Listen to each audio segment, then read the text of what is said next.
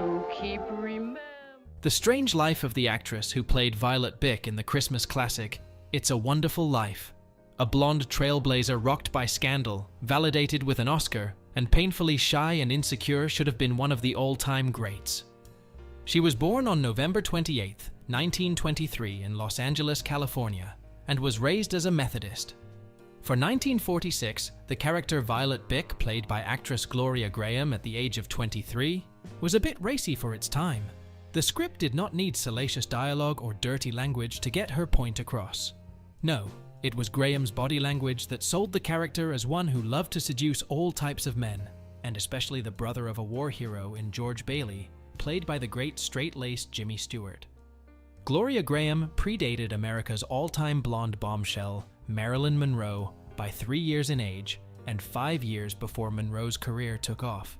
You could say that Grahame invented the blonde bounce before Monroe did, and was turning heads before Monroe turned her hair color from red to blonde.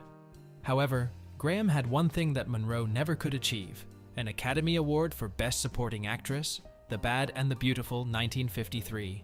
Like Monroe, Grahame, along with many actresses at that time, suffered many heartaches and died a young woman certainly before her time.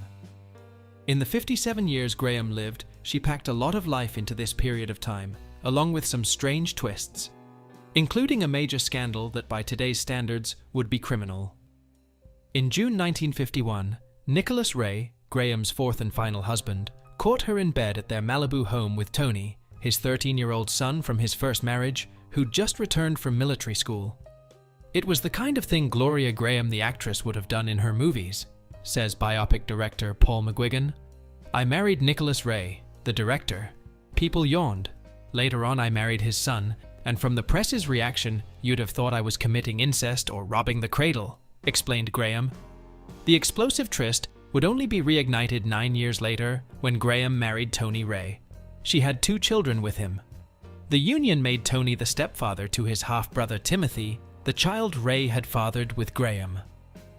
Tony was 23, Grahame was 37, and they kept their new relationship a secret until the Hollywood tabloids found out about it in 1962 and roasted them for it. The early years of the Gloria-Tony marriage were so contentious and stressful that Gloria endured a brief mental breakdown and eventually underwent shock treatments in 1964 to help clear her mind of her troubles. Robert J. Lentz wrote in his 2011 book, Gloria Grahame, Bad Girl of Film Noir. She and Anthony then divorced in 1974. Extremely insecure despite her good looks and acting confidence on screen, Grahame was fixated on what she deemed her imperfections. Unhappy with the tilt of her upper lip, she often stuffed cotton along her gum line to straighten it out.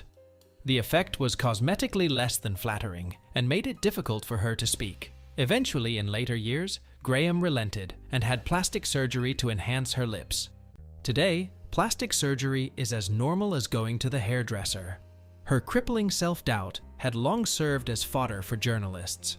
Hedda Hopper pegged her a shy little introvert who's so self-conscious it hurts, while in April 1952, Los Angeles Times profile painted her as a helpless worrywart who begged crew members to lambaste her performative flaws on set.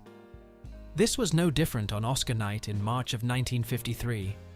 I suffered from a really bad attack of Oscar fright, and I don't think I've recovered from it yet, Grahame told Silver Screen magazine the summer after she won the coveted award. Although her acceptance speech consisted of a quick "thank you very much," as she literally walked by the podium after presenter Edmund Gwenand stopped her long enough to hand her the statue. Grahame claimed to appreciate the accolade, but felt unworthy since she had only known the Supporting Actor Awards to be presented to older actors who were more qualified. Grahame also strangely admitted that her son had appropriated the statuette for himself. I practically haven't seen my Oscar since I won it. Timmy plays with it in his room and takes it to bed with him when he goes to sleep. As for what I think of my cherished Oscar, all I can say is that no fond mother takes away her child's favorite plaything. What read in the room of her peers as a bashful star's brief, but no less endearing, display of humility quickly snowballed into a scandal for Grahame.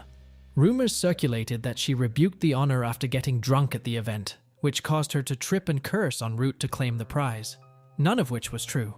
She did, however, decline to sit for post-victory interviews, a move that didn't attract new fans among Hollywood's ruthless clan of gossip columnists. Sadly, following her Oscar victory, the beauty Grahame embodied so artfully on screen never reflected the personal turmoil festering under the surface.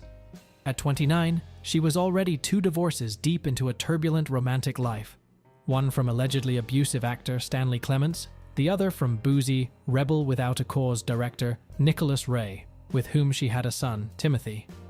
In subsequent years, her image hardened as the mysterious bad girl of in films like The Big Heat and Human Desire, until in 1954, she began filming the adaptation of Richard Rodgers and Oscar Hammerstein's musical Oklahoma. She was pushed and belittled by the crew, and stumbled her way through because she felt so inadequate doing a musical, remembers Grahame's niece Vicki Mitchum, claiming it was her aunt's Oklahoma. Colleagues added to the hostile working environment, and fed into her insecurities after learning Grahame couldn't carry a tune despite her Academy Award-winning status. Everybody told her how horrible she was. Grahame herself may not have been an innocent party. She allegedly assaulted co-stars Charlotte Greenwood and Gene Nelson on separate occasions, and purposely stepped on scene partners' lines. Scarred by her Oklahoma experience, Grahame scaled back her work to care for her children in 1955, divorced Cy Howard in 1957, and married former stepson Tony Ray, son of Nicholas, in 1960. In that same year, she resumed stage acting, combined with TV work, and from 1970, some mostly inferior films.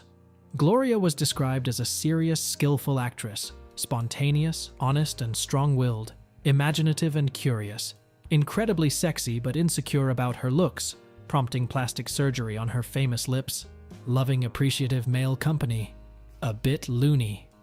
Her busiest period of British and American stage work ended abruptly in 1981 when she collapsed from cancer symptoms during a rehearsal. Even in death, Gloria Grahame was upstaged by another famous actress, Natalie Wood, who died November 29, 1981, by accidental drowning at the age of 43.